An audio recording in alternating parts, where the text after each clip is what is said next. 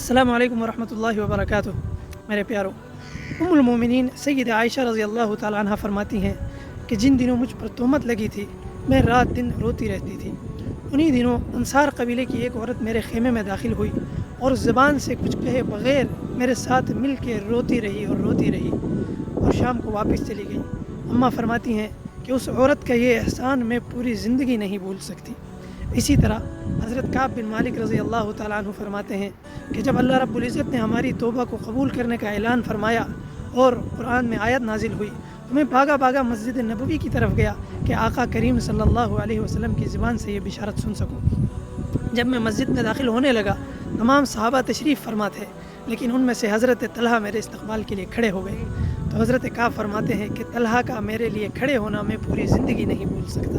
मेरे भाइयों, बज़ाहिर ये दो छोटे छोटे अमल हैं, लेकिन सामने वाले के दिल में बहुत बड़ा असर छोड़ गए। इसलिए छोटी छोटी नेकियों को मामूली समझकर कभी भी नज़रअंदाज मत कीजिएगा, क्योंकि आपको मालूम नहीं है कि आपकी छोटी सी नेकी सामने वाले के दिल में कितना बड़ा असर छोड़ सकती है, और ऐन मुमकिन है कि ये छोटी सी नेकी आपके मग़फ़िरत का भी ज़रिया बन सकती है। अस्सलामु अलैकुम।